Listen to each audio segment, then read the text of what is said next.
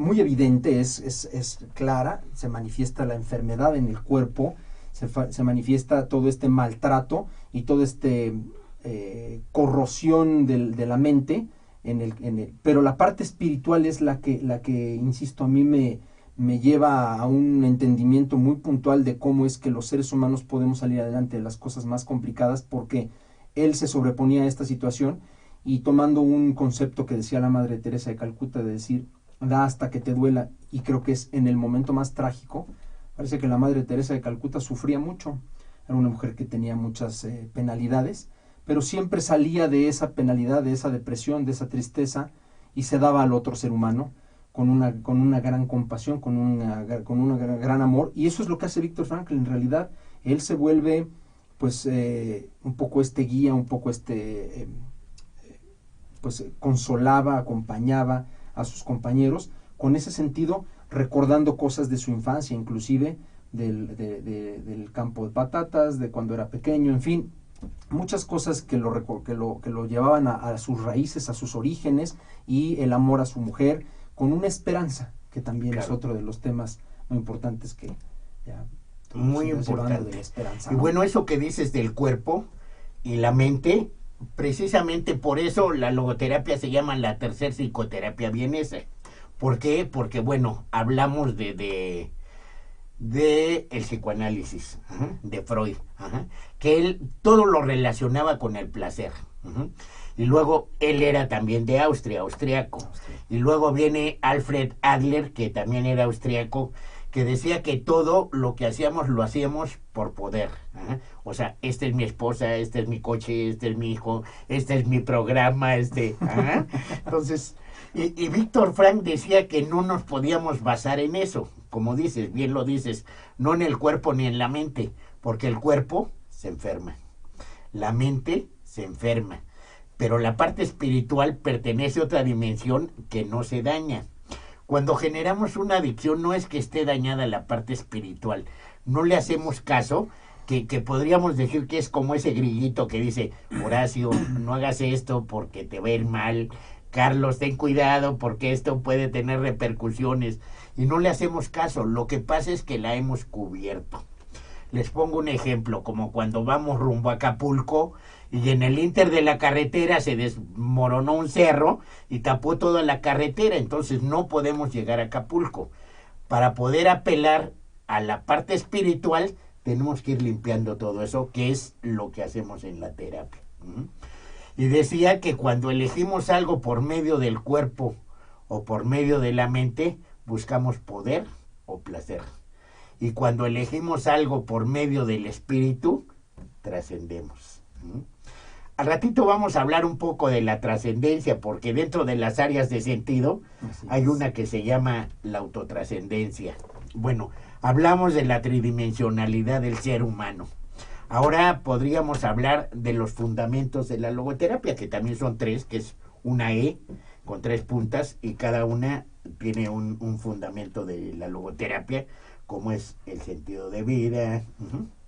Platícanos un poquito de eso. Yo nada más quería retomar un poquito la parte la parte de la adicción. Lo platico mucho con con los pacientes, cuando hablamos de esta parte espiritual, que es la que no enferma, pero yo les digo, visualiza cómo cuando tú entras en este proceso adictivo, tu espíritu se va, sale, no está. Y es esa conciencia precisamente que nos deja, porque platicábamos en las clases de la logoterapia, de cuanto estudiamos, cómo era que ver a los ojos a una persona que está en medio de una adicción es como si no tuviera esta parte espiritual, es como un vacío literal, en donde, y es lo que hace el alcohol. Les platico mucho a los pacientes, cuando uno consume el alcohol, una sustancia GABA sube, y lo que hace es que bloquea nuestro lóbulo frontal, que es donde está nuestro Pepe Grillo, que es nuestra agenda, y es el que nos hace hacer cosas que habitualmente no haríamos estando conscientes, ¿no? Entonces, pues justo es esta parte espiritual la que es más importante, en la que buscamos, a través de la que buscamos la trascendencia y nuestra acción continua, ¿no? De cómo llegar a un objetivo, etcétera, etcétera, ¿no? Para no buscar el placer ni el poder a través de la mente, ¿no? Ok, platícanos un poquito nuevamente, te digo, de los fundamentos de la logoterapia, que es libertad de voluntad, voluntad de sentido y sentido de vida. La libertad de voluntad tiene que ver con esta parte del deseo, ¿no? De lo que yo quiero, de lo que yo anhelo, de lo que yo busco. La libertad de sentido está con la posibilidad de decidir las cosas. Y el sentido de vida, tal cual es esto que va a trascender, cómo es que yo voy a lograr hacer esta trascendencia, ¿no? Habla de esta otra triada que son de los valores que sigue después. Perdón. Bueno, que se relacionan, adelante, aquí, que es muy importante, que son pues los valores naturales, que son las cosas los valores vivenciales, ¿no? Que son las vivencias naturales que están aquí. El valor de creación, que es la parte del trabajo, propiamente, que es como el que más nos representa cómo es que vamos a ir a esa trascendencia, ¿no? El valor vivencial, el valor de creación y el valor de actitud, el actitudinal, que es este humor, ¿no? Que tiene que ver con el humor, cómo es que nosotros nos posicionamos ante determinadas situaciones para afrontarlas de una mejor manera, ¿no? Exactamente. Hay unos valores universales que todos conocemos, ¿no? La humildad, la generosidad. En logoterapia se manejan 3 valores, como bien lo decía Horacio: el valor de experiencia, el valor de creación y el valor de actitud. El valor de experiencia es todo lo que entra de afuera hacia adentro, como bien decías. Todo nuestro entorno. Todo nuestro entorno. O sea, les voy a poner un ejemplo para que lo entiendan un poquito mejor. El amor de los hijos, el cariño de los amigos, la luz del sol, todo lo que es exterior hacia adentro.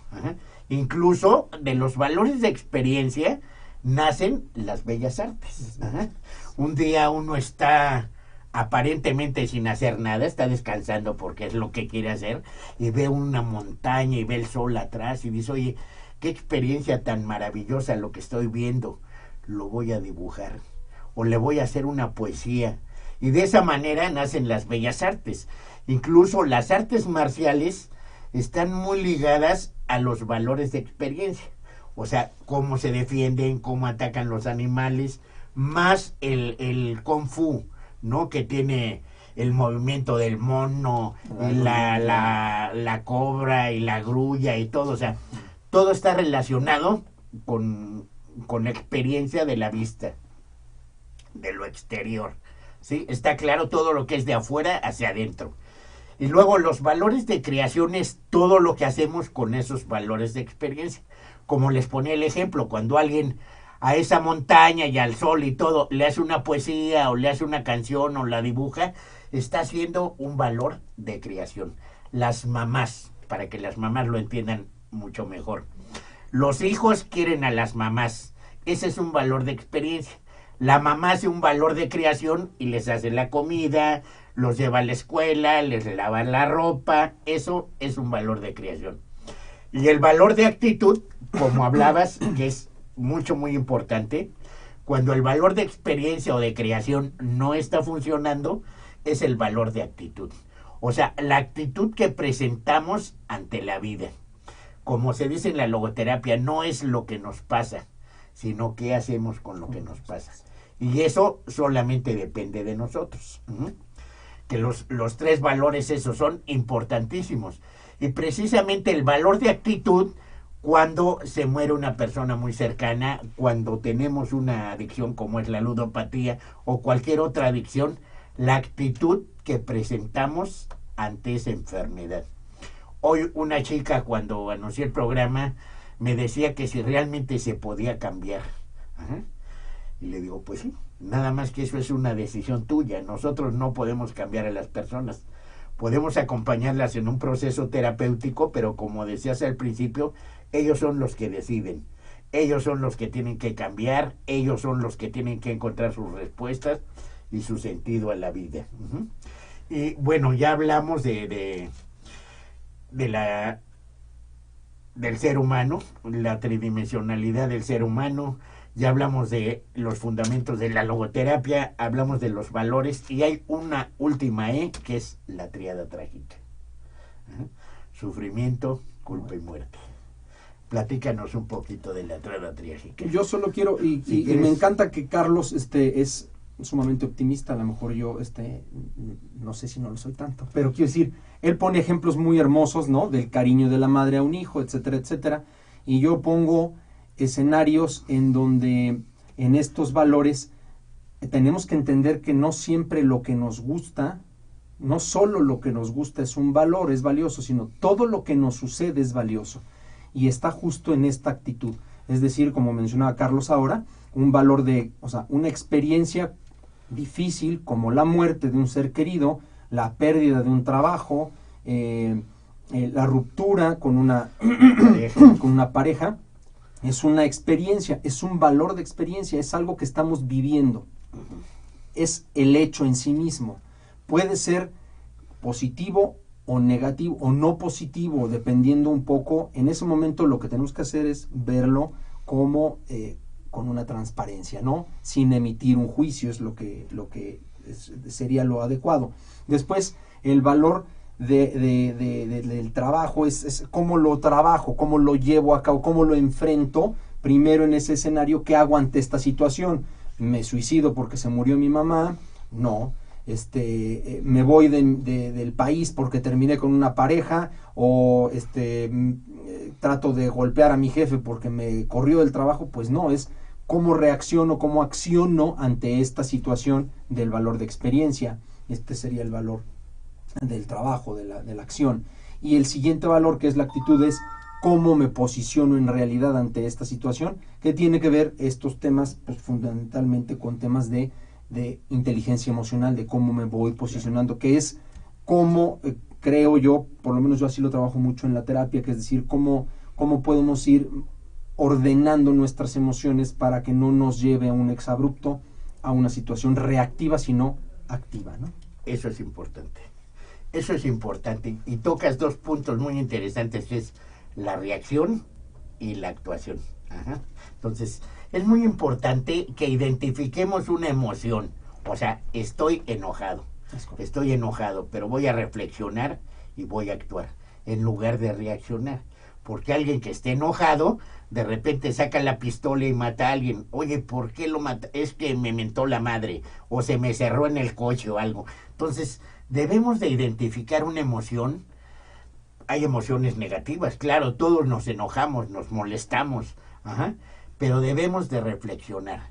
La gente que reflexiona actúa. La gente que reacciona es la persona que hiere, que golpea y que mata. Entonces debemos de aprender a identificar nuestras emociones, porque a veces las confundimos. Yo pongo un ejemplo de que una chica le dice a su mamá que la deje salir con las amigas a platicar. Son las 3 de la tarde y le dice, ok, pero regresas a las 6 de la tarde. Y dan las 7 y media y la chica no regresa y la mamá pues está muy preocupada. Definitivamente su emoción es de angustia. A lo mejor le pasó algo a la chica. Y en ese momento la chica abre la puerta y entra y la mamá la golpea. Porque en lugar de pensar que estaba preocupada por su hija, le entra el enojo y reacciona y le pega. Oye, ¿por qué? Entonces no está identificando su emoción. La está confundiendo con otra y está reaccionando. Entonces es muy importante. Creo que por eso había un anuncio maravilloso, Horacio, yo creo que te has de acordar, cuando una señora le va a pegar a su hijo y le dice, cuenta hasta 10. Cuando tú empiezas a contar 1, 2, 3, precisamente eso son las emociones. Las emociones son de un plazo o de un momento muy cortito.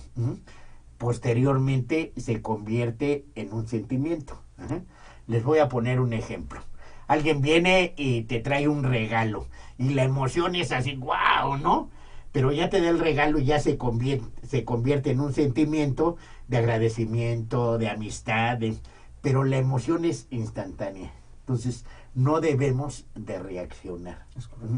También les quisiera yo comentar a los papás que es muy importante que estemos mucho en contacto con nuestros hijos, porque la adolescencia es muy difícil. Y precisamente los adolescentes, que en México creo que ni siquiera sabemos Horacio, ¿cuál es la etapa de la adolescencia?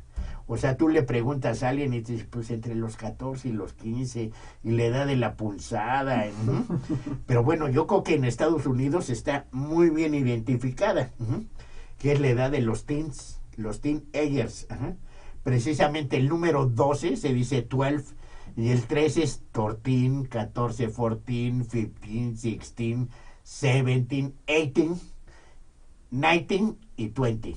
En el 19 al 20 ya no termina con teen. Por eso es la edad de los teenagers, que es la edad de los teens. De los 13 a los 19 años. Y precisamente la mente está bien conformada más o menos hasta los 22 años. Entonces los adolescentes piensan con una parte que se llama la amígdala, que es de reacción, de reaccionar.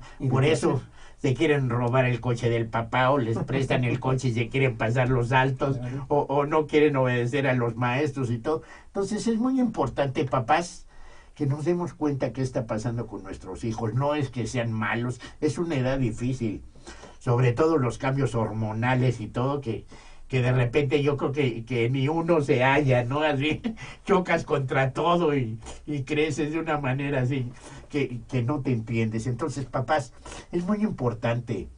Además, están en una edad donde quieren conocer, quieren saber hasta qué tanto los aguantan los papás o la novia o los amigos y todo, y entonces es muy importante estar en comunicación con ellos, sobre todo ahora, que hace rato que hablaba yo de las redes sociales, que así como son de maravillosas, también traen muchos problemas. Hay muchos jóvenes que se pasan horas enteras en las redes sociales, en la tablet o en el celular inteligente, en muchas cosas, que hay unos que nada más tienen de inteligente el celular. Pero bueno, es muy importante estar en contacto con ellos, porque en las redes sociales hay una cosa que se llama grooming, no sé si la conozcan, un poco más adelante platicaremos de eso. Sexting, hay tratantes de blancas, hay gente que trata de contratar a jóvenes para que vendan droga. Hay una gran cantidad de cosas que muchas veces los papás ni siquiera nos enteramos. Pero bueno, para no desviar, estábamos hablando de la tríada trágica: sufrimiento, culpa y muerte. Fíjate que es la tríada trágica, y también hace referencia a muchas filosofías orientales antiguas. Finalmente, los chinos por ahí en relación a la culpa hablan de que la culpa no existe. Y cuando estudiábamos la logoterapia platicábamos justo de la culpa, que tiene que ver hablábamos de dos tipos de culpa que son las habituales entre nuestros en nosotros, en los seres humanos. Uno es la culpa real, y que yo digo que es en la que los chinos dicen que esa no existe. La culpa real es este deseo de lastimar a otro, de hacer un daño, de obtener un resultado, ¿no? Yo quiero a lo mejor hacerte daño, tomo aquí algún objeto y te pego. Y en ese momento digo, ay, chin, me siento muy mal. Pero yo digo que ahí pasas al arrepentimiento, pero bueno, esa sería la culpa real, ¿no? Justo esa es esa culpa de yo deseé una solución. Espero no sé yo. Yo deseo una meta, un objetivo, que es lastimarte, y lo logro, y entonces entra esa culpa. Esa se vive de una manera que yo creo que pasamos a un arrepentimiento, y que entra en un proceso en donde el ser humano quizás busca no volver a buscar esta situación, tiene claro cuáles son estas acciones, pueden ser verbales, pueden ser de corporales, de agresión, pueden ser muchas situaciones que nos permiten entender que son cosas que no deseamos volver a repetir porque generamos un daño a otra persona. Esa sería más o menos la explicación que me parece más puntual. Pero la culpa que nos enloquece, la culpa neurótica, la culpa terrible, es esa culpa neurótica, que es el famoso deber ser, y que los chinos también la llaman como el ching, que es esta sensación de una vinculación específica con determinados seres en nuestra vida, y que nos establece parámetros o prototipos o estereotipos de cómo debemos ser. Y esa culpa neurótica es terrible. Es yo hubiera podido ser un mejor hijo si no le hubiera dicho a mi mamá que no quería ir a un evento al que me estaba tratando de obligar. Yo siempre le digo a mi mamá que soy un buen hijo y soy muy obediente y hago todo lo que me pide. Yo soy una buena mujer y entonces hago lo que mi pareja desea obtener de mí. En fin, soy un buen trabajador y entonces aunque me paguen menos, yo tomo el trabajo. En fin, hacer cosas por complacer a los demás es como yo lo planteo. Ese deber ser, anhelar ser una persona obediente, prototipo y estrella, eso es esa culpa neurótica al no satisfacerla, que es una de los puntos centrales de esta teatral. Y tienes mucha razón. Y precisamente eso tiene que ver con lo que llamamos en psicología con los introyectos. Los introyectos, que es lo que nos mete la familia, la sociedad, la religión. O sea, esto debe ser de esta manera. Para poder vivir con una chica, te tienes que casar. Te tienes que casar independientemente de la parte jurídica. Te tienes que casar por la iglesia y ante Dios y todo. ¿Por qué? Porque eso dice la religión. Pero hablamos hace rato de los valores, Horacio. Y yo creo que los valores es algo que es valioso para ti. Independientemente de lo que pueda decir la religión, lo que puede decir la sociedad, algo que es valioso para ti. Porque, como yo le digo a mis pacientes, vas a vivir tu vida o vas a vivir la vida que quieren tus papás o tus hermanos o tu terapeuta. Entonces, uno debe de tomar elecciones. Así es.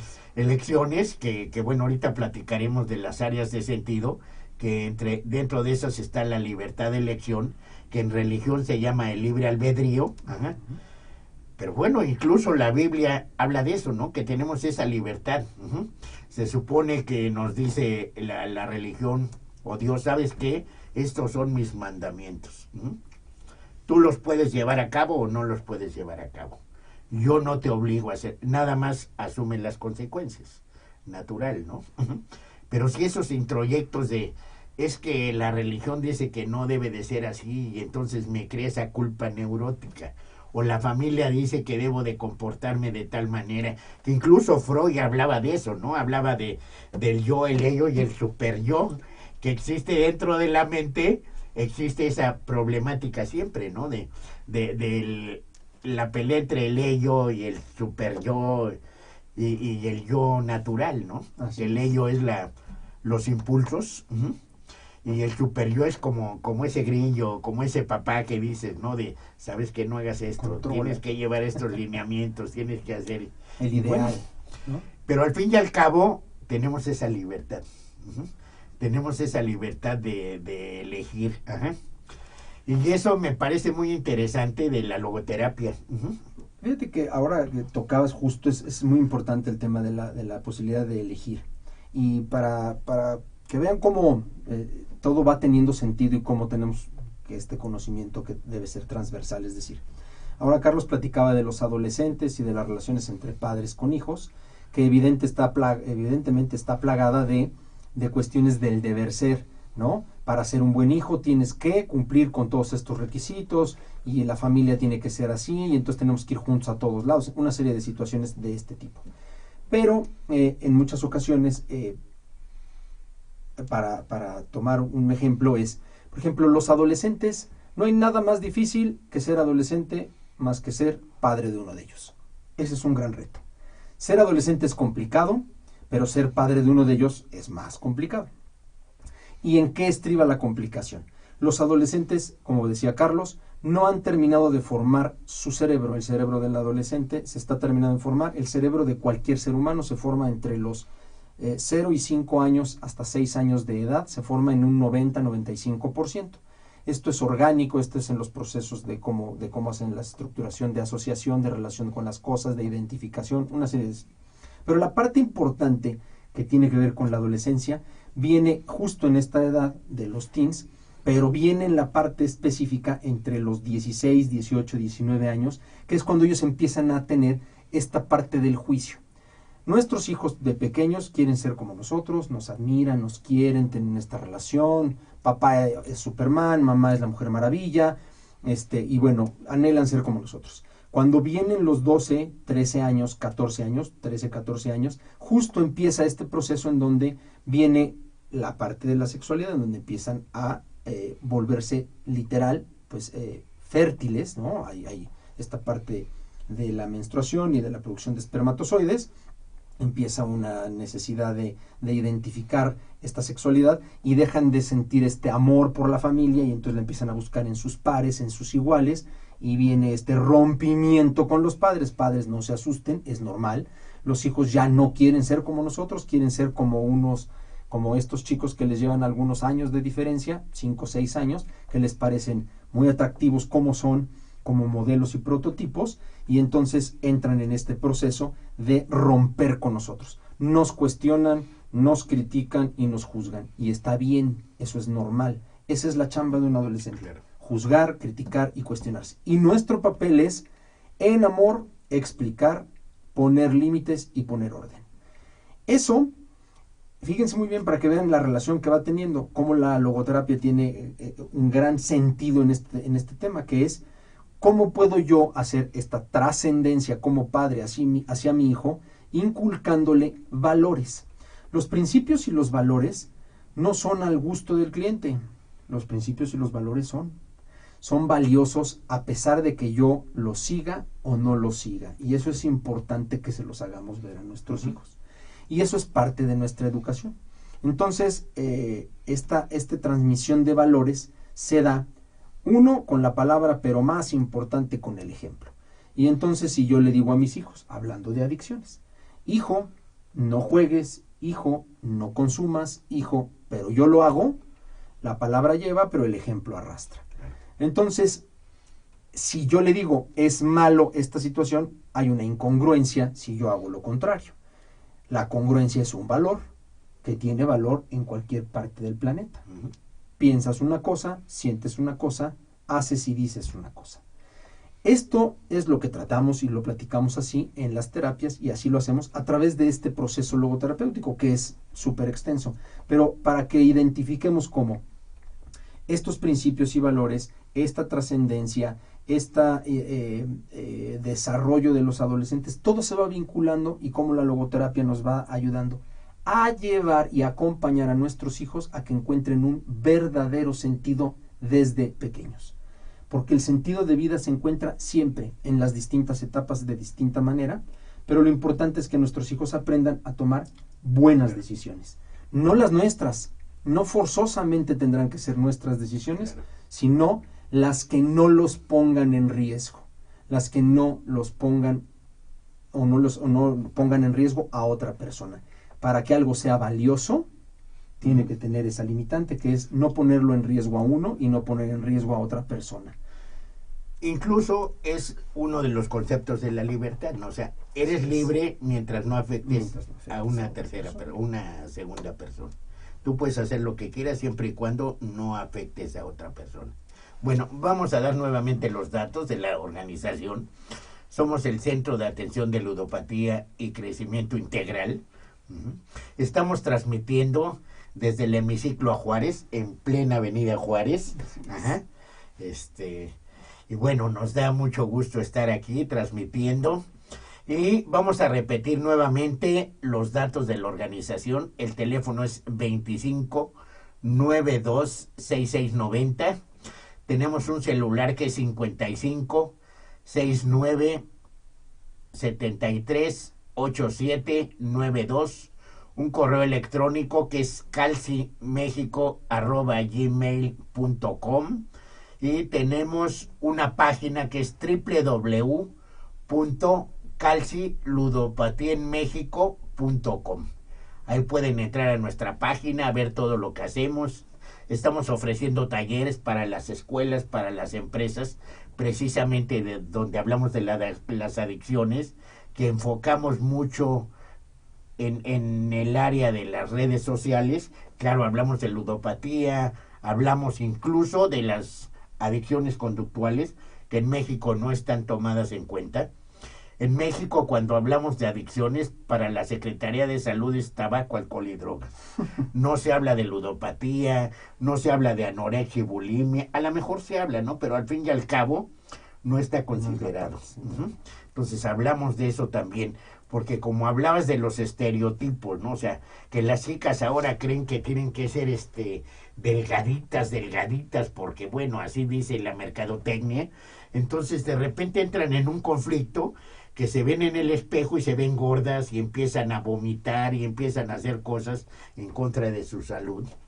Entonces hablamos de eso en los talleres, de las redes sociales y todo, porque como decías, Horacio, para que encuentren los valores, para que encuentren un sentido, para que aprendan a decir que no a lo que les perjudica.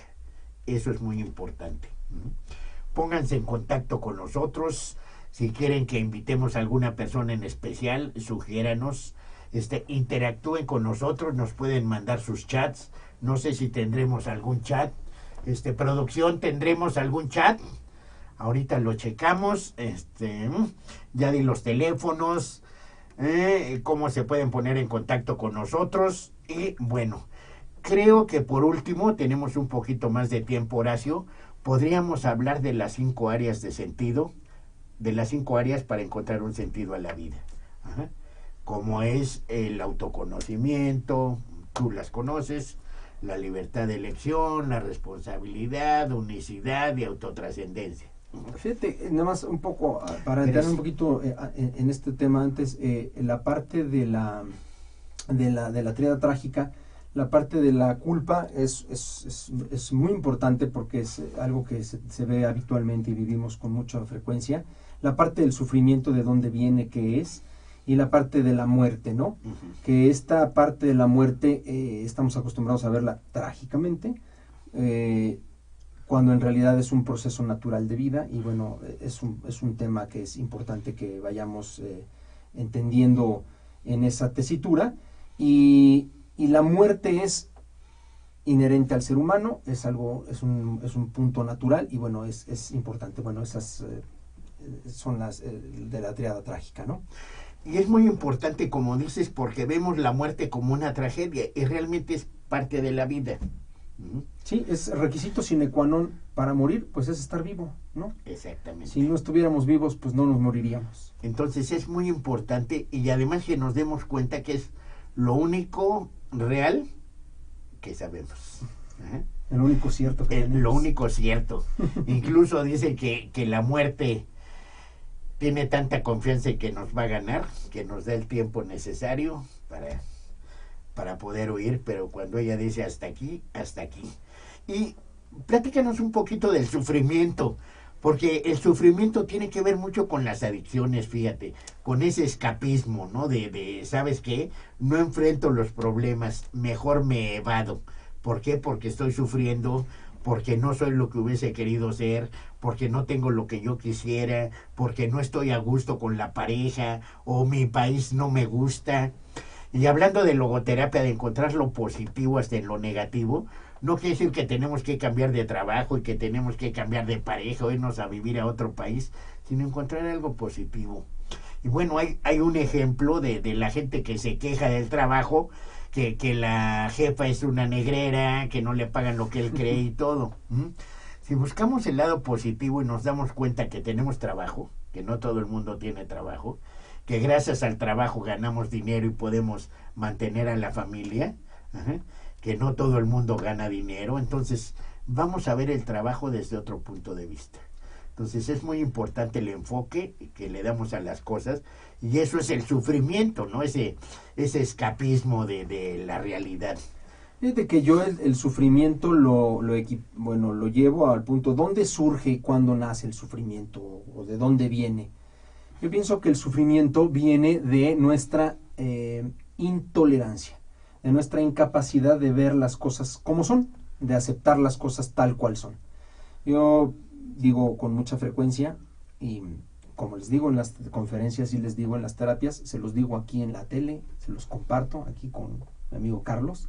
Les voy a dar un secreto de vida, corran por la pluma, sí corran y apunten esto, porque esta es una verdad importantísima. La felicidad no está en sonreír todo el día. La felicidad está en la aceptación, en aceptar las cosas como son. Y ese está otra vez ahí, el valor de actitud. Claro. Que es, el sufrimiento existe para entenderlo, pues hay muchas cosas que no nos gustan, específicamente pérdidas, dolores físicos, la enfermedad, ahí hay sufrimiento. Es un ejemplo claro, el ser humano habitualmente tiene este sufrimiento, pero lo importante es este valor de cómo afrontamos esta situación. Uno es la aceptación, es decir, se murió mi madre, bueno, pues con mucha tristeza lloro, y vamos relacionando los puntos, Charlie. Si yo estoy triste, pues tengo que llorar. Claro. No me contengo y no dejo, voy a trabajar y hago como que todo está bien, y entonces 2, 3, 4, 5 semanas pasan y yo no he llorado, y evidentemente a la sexta semana entro en depresión porque no he podido expresar mi emoción de duelo, de luto, de tristeza, porque murió mi madre, ¿no? Yo soy muy lindo, sonrío todo el día y entonces no me enojo y sonrío y no pasa nada, y eso al final del día es un olla express que explota, ¿no? Este dolor, este sufrimiento tiene que ver también con el manejo adecuado de emociones y de cómo vamos entendiendo esta situación. Y este valor de actitud y de ver las cosas de una manera positiva, como bien dices, es si no te gustan las cosas, pues entonces cambia tú para que cambie el entorno. No me gusta mi trabajo, mi jefa es muy negrera, gano muy poco. ¿Qué puedes hacer? Uno, primero dar gracias efectivamente porque tienes trabajo. Y segundo, pues entonces cambiar el enfoque, y es ¿cómo puedo hacer para generar un empleo distinto? Exacto. El sentido de ese trabajo está en el fin. ¿Cuál es? Puede que no me guste mucho mi trabajo, que no sea el mejor pagado, pero le llevo de comer a mis hijos. Ahí está el sentido de vida en ese momento del trabajo. No quiere decir que tenga que vivirlo todo el tiempo ni que salir corriendo en ese instante. Busco principios y valores, soy constante, soy consistente, soy congruente, y busco un escenario diferente. Y en vez de pedir trabajo, lo ofrezco. Claro. Y cuando yo ofrezco trabajo y ofrezco mis servicios, estoy ofreciendo un plus. Estoy aportando ese valor actitudinal, ese sentido de vida, que nadie, a lo mejor muchas personas damos conferencias, Charlie, pero ¿quién lo hace como tú? ¿Quién lo hace como yo? ¿Quién lo hace como el vecino? Ese es el punto. Habrá quien se identifique en las terapias contigo, habrá quien se identifique conmigo y habrá quien se identifique con miles de personas más. Ese es el trabajo. Claro. Esa es la forma que creo que debemos de afrontar ese tema. Eso es muy importante, o sea, la adaptación. Precisamente dicen que es más feliz el que se adapta que el que se queja. O sea, está lloviendo y me quejo, y hace calor y me quejo, entonces me estoy quejando de todo. Pero si me adapto, pues voy a tener menos problemas. Y precisamente el sufrimiento tiene una razón de ser. A mí me gusta mucho, Horacio, ejemplificar con la palabra en chino que es, ahorita se me fue, la palabra en chino que es crisis.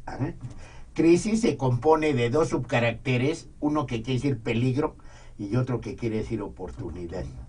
Precisamente cada crisis te lleva a lo que tú quieres, tú eliges, o lo ves como un peligro y caes en depresión y ya no quieres salir, o lo ves como una oportunidad de crecimiento. Así es. Que bueno, hay muchas personas. Hoy precisamente mandé un videíto, no sé si, yo creo que te lo mandé a ti, de un paracaidista que estuvo en la guerra del Golfo y se lastimó las piernas, la espalda, la cadera de tantas veces que se aventó, y a los 45 años tenía un sobrepeso bárbaro y andaba con muletas y todo, y le dijeron que nunca más iba a poder caminar.